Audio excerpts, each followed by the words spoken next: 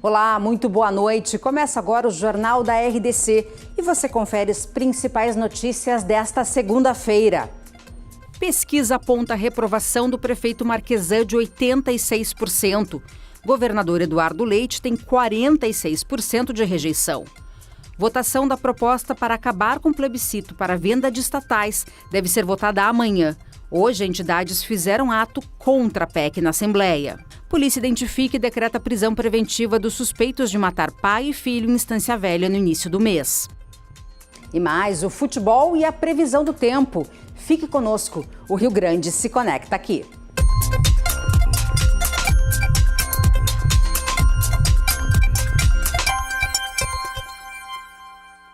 A gente começa o Jornal da RDC de hoje com uma notícia em primeira mão. É o resultado da primeira de 4 pesquisas que serão realizadas pelo Instituto Métodos em parceria com a Foca Comunicação, para entender o que pensa o eleitor da capital. Segundo os dados, 86,5% dos entrevistados reprovam a atual administração de Porto Alegre. A pesquisa aponta que 57,14% da população considera o governo de Nelson Marquesan Júnior péssimo. 23,06% dos entrevistados consideram a administração ruim. Para 15,54% dos moradores da capital, o governo é regular.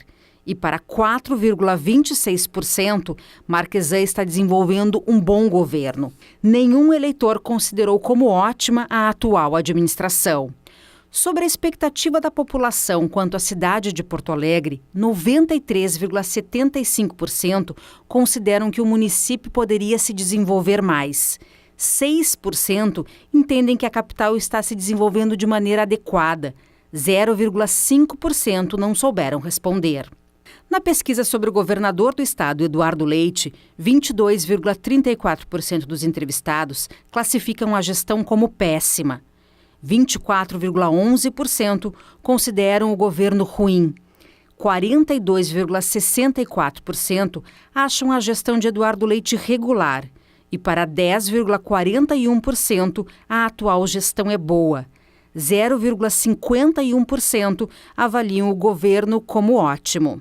Sobre o desempenho do presidente da República, Jair Bolsonaro, 20,3% dos entrevistados consideram a gestão péssima e 11,28% acham ruim.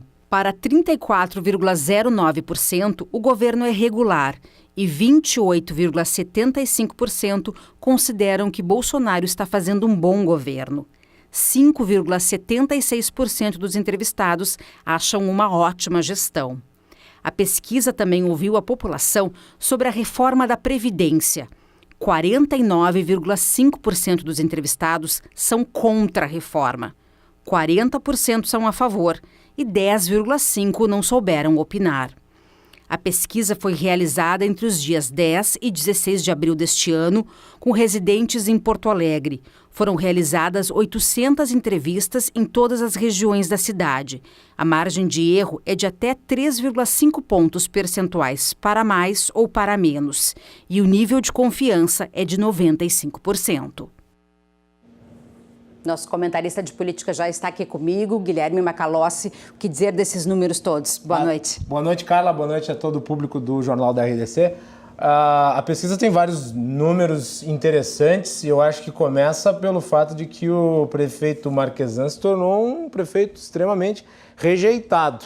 Eu estou para publicar no nosso site, www.rdctv.com.br, uma série de artigos analisando pormenorizadamente aí os resultados da pesquisa, mas 86% de rejeição pode ser que não se reflita na eleição do ano que vem, mas certamente balança. Na última vez que foi consultado a respeito, o prefeito Marquesan disse que era muito cedo para falar em reeleição e certamente os seus apoiadores, né, o seu círculo mais íntimo vai ter que analisar aí muito bem o que fazer com esses números, porque se a tendência for essa, ele pode ser eventualmente até um nome tóxico na próxima eleição para a Prefeitura de Porto Alegre. A que se devem esses números? 86% é um número alto. É uma grande expectativa, se criou uma expectativa que não se cumpriu. O que você acredita que a população de Porto Alegre está imaginando para ter uma rejeição tão grande? O prefeito Marquesan foi eleito, é bom lembrar, prometendo mudanças significativas em Porto Alegre. e parece que essas mudanças não estão sendo devidamente vistas pela população. Na realidade, problemas que são anteriores ao prefeito Marquesan permanecem. E daí eu acho que isso passa, em boa medida, pela situação das vias do município, que estão em estado depauperado, a própria personalidade do prefeito, que leva a embates desnecessários, propostas que são muito difíceis de terem apelo popular, como essa do IPTU, agora vai ser votado na Câmara de Vereadores pela terceira vez, uma tentativa de reajuste, nas outras duas não passou. Isso gera uma série de desgastes. E o prefeito sempre teve, na época em que era deputado, um estilo muito combativo, foi eleito, aliás, batendo firme na administração anterior. E agora, quando ele é vidro, quando ele é telhado, obviamente que as coisas pesam de uma forma mais acentuada e eu acho que ele está sentindo esses efeitos, Carla. Legal. Cruzando as conversas de hoje é sobre esse assunto, né? O Macalossi e convidados, inclusive o diretor da Métodos, vai estar presente para a gente entender melhor esses números, analisar as questões também do governador, do presidente da República, essa questão da Previdência, quer dizer, todos esses dados que a gente mostrou, o Cruzando as Conversas vai esmiuçar e contar tudo para você começar a entender, porque tem eleição no que vem e parece que está longe, mas é logo ali, né? A eleição sempre é perto. Daqui a pouco, depois do Jornal da RDC TV, nós vamos falar sobre tudo isso e muito mais no Cruzando as Conversas. Participem. Obrigada, querido. Obrigado, até amanhã. Carla. Nos vemos Um grande amanhã. beijo. Até amanhã. Até amanhã. Bom, vamos seguir aqui com mais notícias. Pelo menos 19 presos seguem detidos em viaturas nas calçadas do Palácio da Polícia, aqui em Porto Alegre. A Superintendência de Serviços Penitenciários disse hoje que encaminha os detentos ao sistema prisional assim que consegue vagas nos presídios. SUSEP também informou que deixar os presos nos veículos causa um problema na divisão das tarefas, pois policiais que trabalham na segurança ostensiva são realocados para cuidar dos detentos. O órgão destacou, entretanto, que a medida é melhor do que deixar os presos soltos. Neste domingo, mais de 30 detentos estavam em veículos da Brigada Militar. No feriado de Páscoa, foram registradas pelo menos 15 mortes em acidentes de trânsito nas estradas gaúchas. Hoje, os motoristas tiveram de enfrentar engarrafamento nos principais acessos de Porto Alegre. Das 15 mortes que marcaram o feriadão de Páscoa, 2 foram em estradas estaduais, 12 em rodovias federais e 1 em via municipal. O caso mais alarmante foi na BR-386, em Soledade, na região norte do estado. Uma colisão frontal entre 2 veículos, um Corsa com placa de Pato Branco, no Paraná, e um Tempra com placa de Caxias do Sul, resultou na morte de 6 pessoas. 5 delas pertenciam a uma mesma família. Já na manhã de domingo, 2 pessoas morreram em um acidente na BR-386, em Seberi, também no norte do estado. O veículo teria aquaplanado na pista molhada e bateu em uma área de vegetação às margens da via. O acidente resultou em 2 vítimas. Uma terceira pessoa, uma mulher, que estava no banco de trás, foi encaminhada ao hospital do município. A gente faz um rápido intervalo e na volta você vai ver que a polícia identificou os assassinos de pai e filho em Estância Velha e pede ajuda da população para localizar os criminosos. Nós já voltamos.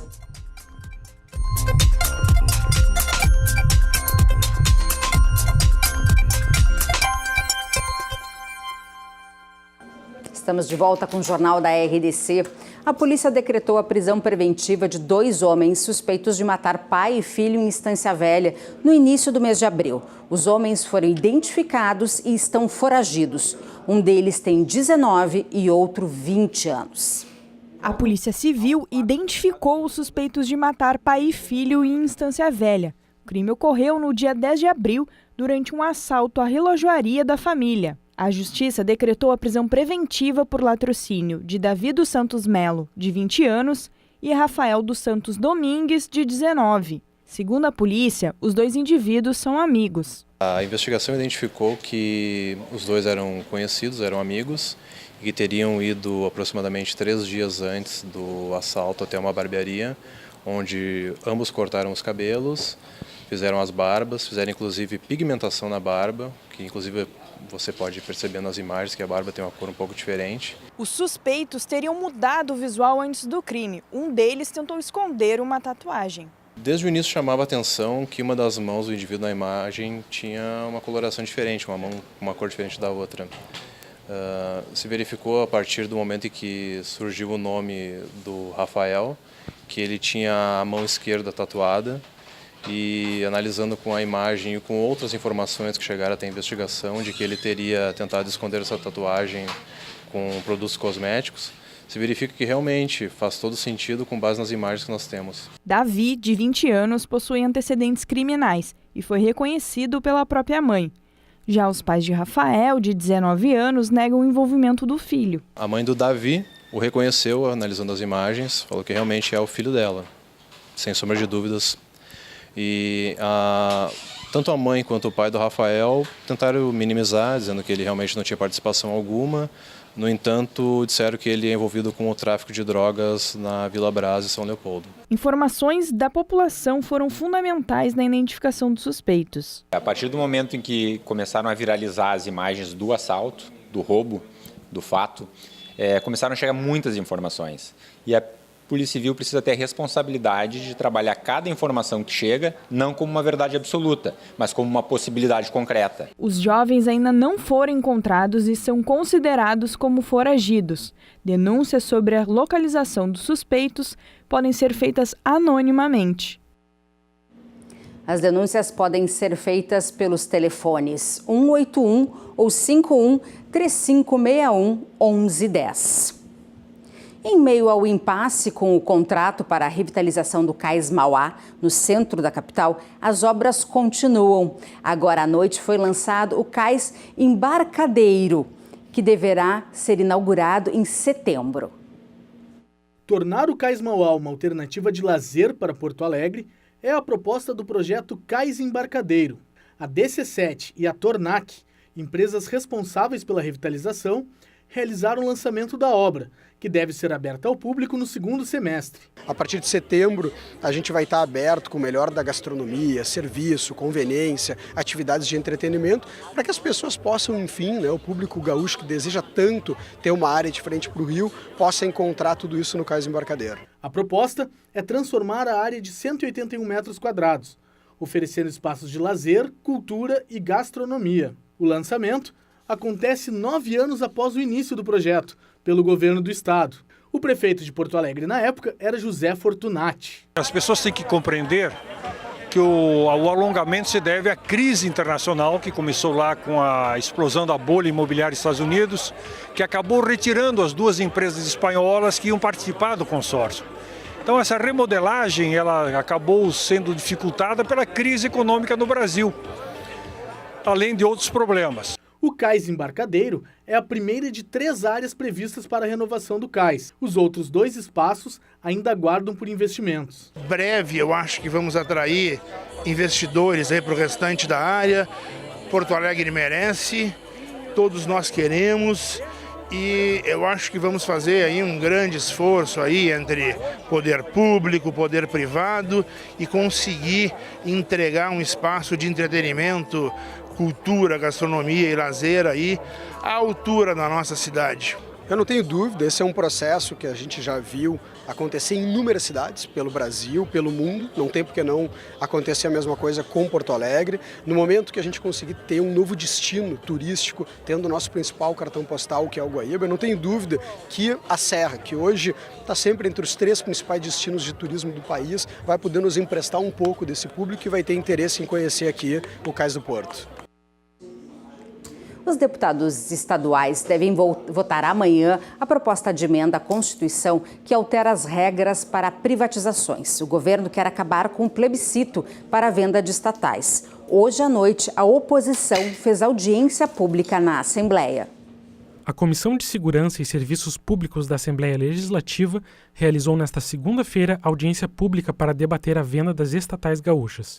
Proposta pelos deputados Jefferson Fernandes e Edgar Preto, do PT, a sessão solene ocorreu no Teatro Dante Baroni e teve a presença de entidades de classe dos funcionários das empresas públicas. Então nós queremos com essa audiência pública que tanto o lado do governo quanto o lado da oposição expressem suas opiniões, o público possa interagir e vá para o conjunto da sociedade gaúcha o que é melhor.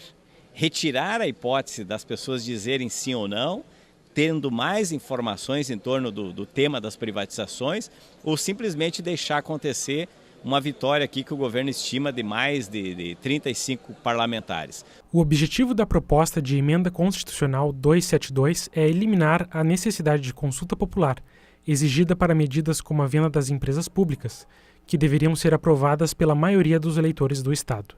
Nós estamos decidindo e querendo que o povo participe dessa decisão com plebiscito, porque uma concessão de serviço público de energia, ela é no mínimo para 30 anos, então está falando de uma geração inteira que vai vir e a geração que já está aí. E esses serviços afetam diretamente a vida de todos nós, em todos os momentos, em todas as instâncias, independente do poder aquisitivo. Todo mundo precisa de energia, todo mundo vive hoje baseado em energia, no setor energético, e isso tem que ser discutido pelos interessados. A base do governo no parlamento planeja votar a PEC nesta terça-feira, abrindo caminho para a privatização da Companhia Estadual de Distribuição de Energia Elétrica, a CED, a Sulgás e a Companhia Rio-Grandense de Mineração. A venda das estatais integra as negociações com o governo federal para a adesão ao regime de recuperação fiscal. Começou hoje a segunda fase da campanha de vacinação contra a gripe. Entre os grupos prioritários estão crianças, gestantes, puérperas até 45 dias após o parto, idosos, professores, indígenas, trabalhadores da saúde e pessoas com doenças pré-existentes. Na capital, os atendimentos ocorrem nos dias úteis de segunda a sexta-feira, entre as 8 da manhã às 5 da tarde. É importante lembrar que o horário da vacinação varia de acordo com a unidade básica de saúde. Portanto, informe-se no postinho mais próximo. A meta é imunizar 90% de cada um dos grupos. 134 salas de vacina estão disponíveis para atender a população aqui na capital. Cerca de 615 mil doses da vacina serão destinadas à capital gaúcha até o fim da campanha. Até agora, a Secretaria Municipal de Saúde recebeu 295 mil. A 11ª campanha nacional de vacinação contra a gripe vai até o dia 31 de maio. A lista com o endereço de todas as unidades de saúde está no site da Prefeitura, www.portoalegre.rs.gov.br. Além dos grupos já previstos, o governo incluiu um público extra nessa segunda etapa da vacinação contra a gripe. São policiais, bombeiros e integrantes das Forças Armadas, que também poderão comparecer a um posto de saúde para fazer a imunização. E é bom ficar atento a esse calendário de vacinação da gripe, já que o tempo mudou em algumas regiões do estado. Aqui em Porto Alegre caiu uma garoa várias vezes ao longo do dia. Vamos ver como ficam as temperaturas para esta terça-feira. Em Canoas, na região metropolitana de Porto Alegre, tempo nublado pela manhã, com possibilidade de garoa. Tarde de sol com diminuição de nuvens e noite com muita nebulosidade, mínima de 17 e máxima de 23 graus. Em Sapiranga, no Vale dos Sinos, possibilidade de garoa na parte da manhã, sol na parte da tarde e nebulosidade à noite, mínima de 16 e máxima de 23 graus. Em Uruguaiana, sol com nuvens. Não chove na cidade da fronteira oeste, que tem mínima de 13 e máxima de 23 graus. Em Lajeado, no Vale do Taquari, tempo nublado pela manhã. O sol deve aparecer à tarde e a noite é marcada por muita nebulosidade, mínima de 19 e máxima de 24 graus. Em Erechim, no norte do estado, sol e tempo nublado durante o dia e chuva a qualquer hora, mínima de 15 e máxima de 21 graus. Agora o futebol. O Grêmio joga amanhã precisando da vitória para seguir na Libertadores da América. O tricolor deve repetir o time do Grenal para a partida contra o Libertad no Paraguai. Todas as informações com o repórter Pedro Oliveira. O Grêmio treinou nesta segunda-feira já em Assunção, no Paraguai, visando o confronto de amanhã contra o Libertad. Renato Portaluppi encaminhou o time que vai a campo com Paulo Vitor, Léo Gomes, Kahneman, Jeromel e Cortez, Matheus Henrique e Maicon, Alisson, Jean-Pierre e Everton e André. Com uma vitória contra os paraguaios já classificados, o Grêmio continua dependendo apenas de si para avançar às oitavas de final da Libertadores. Já uma derrota ou empate complicariam a classificação tricolor, que dependeria do resultado entre Universidade Católica e Rosário Central. Não, lógico que todo mundo tá ansioso por esse jogo de amanhã, né? Principalmente do torcedor, mas acho que dentro de campo são 11 contra 11, então é só aquilo que entra em campo. acho que a gente tem que entrar concentrado o máximo, esquecer o extracampo, né? Para que a gente possa fazer um belo jogo. Depois da atividade de hoje, o treinador Renato Portaluppi, diante de muita chuva, ainda recebeu um prêmio da Conmebol por ter sido o melhor treinador da Libertadores de 2017, ano em que o tricolor venceu a competição. O Renato dá total tranquilidade pra gente, ele fala que o nosso grupo está acostumado com decisões e é verdade. Então amanhã será mais uma pra gente. Independente de quem entrar de campo, entrar dentro de campo, vai dar o máximo, vai dar o melhor pro Grêmio sair com os 3 pontos. Já o Inter joga na quarta-feira contra o Aliança Lima no Peru, em busca da primeira colocação no grupo. A novidade deve ser a entrada de Sarrafiori no meio-campo. As informações do Colorado com o repórter Guilherme Paz. Tranquilidade. Esse é o sentimento do Inter na Libertadores da América. Líder do Grupo A, invicto na competição e já classificado. Com 10 pontos, agora a busca é pela melhor pontuação geral, que dá o direito de decidir em casa o mata-mata da competição. É essencial, acho que nossa casa, nossa torcida, é essencial ter esses jogos, o último aqui, o segundo aqui.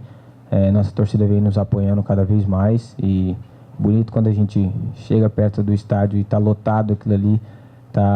Acho que foi o primeiro jogo em casa que teve o corredor de fogo. Aquilo ali é brilhante pra gente, então a gente fica feliz e espera poder pontuar, se Deus quiser, para poder decidir esses jogos em casa. O Colorado vai ao Peru enfrentar o Aliança Lima pela 5ª rodada na próxima quarta-feira. Um jogo muito especial para o ídolo nacional, Paolo Guerreiro. A gente vai deixar ele tirar foto, só ir lá, né? Porque vamos tentar sair pelo cantinho, deixar só para ir lá porque é um ídolo, né, do Peru, é um ídolo do país. Acho que muita gente estava esperando ele voltar a jogar, né?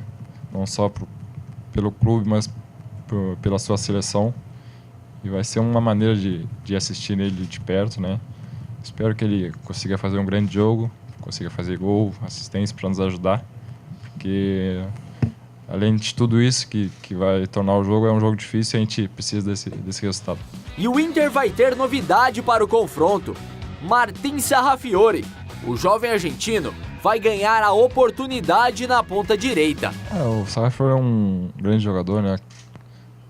Tá começando a carreira, fez bons jogos no Gauchão, vai ter essa oportunidade num campeonato grande que é a Libertadores. A gente está dando total confiança para ele, a gente sabe da qualidade dele, a gente sabe que ele é outro estilo de jogo, é um cara que vem mais para dentro, que joga mais com a bola no pé, tem um chute fora da área. A gente vai tentar usar as características dele para a gente conseguir fazer um bom jogo. Agora vamos ao comentário de Ribeiro Neto. Pois então, agora tudo é Libertadores da América. Passado, e já faz uns dias, hein? É que a gente ficou com a impressão de que o final de semana faltou alguma coisa, né? Então, como foi na semana passada a decisão do Gauchão, ficamos apenas observando os campeonatos estaduais dos outros times. Pois então agora vem o foco da Libertadores. Já amanhã tem jogo decisivo. E põe decisivo nisso. O do Inter é importante, mas não é decisivo. É importante porque o Inter ainda luta pelo primeiro lugar do grupo, mas já está classificado. O Grêmio não. O Grêmio tem a difícil missão de vencer o Libertad para depois não ter que ficar roendo as unhas no jogo entre o Rosário Central e a Universidade Católica. E recomendo ao Grêmio, primeiro, jogar bem mais do que jogou nas finais do Gauchão. E segundo, não desperdiçar a oportunidade que o próprio Libertad lhe deu ao vencer o Católica na rodada anterior da Libertadores da América. Ou seja, se o Grêmio vencer o jogo, tá de boa, vai para a última rodada precisando apenas de uma vitória contra os chilenos. Se não vencer, bom, aí é um verdadeiro drama na próxima quarta-feira. Ou seja, essa rodada do Grêmio não termina amanhã, a não ser que o Grêmio vença. Eu recomendo, portanto, muito, na verdade, muita sabedoria, competência e estratégia. Para o Internacional, o jogo vai ser mais festivo do que qualquer outra coisa, né? O Paulo Guerreiro volta à sua terra natal, o Sarrafiori pode ganhar uma oportunidade, mas o Inter que abre o olho, porque o River Plate vem chegando. Enfim, que semana boa, é ou não é? Boa noite. Boa noite, Ribeiro. O Jornal da RDC fica por aqui. Mais notícias amanhã ao meio-dia com o Rio Grande em Movimento. Você fica agora com o Cruzando as Conversas. Uma ótima noite e até amanhã.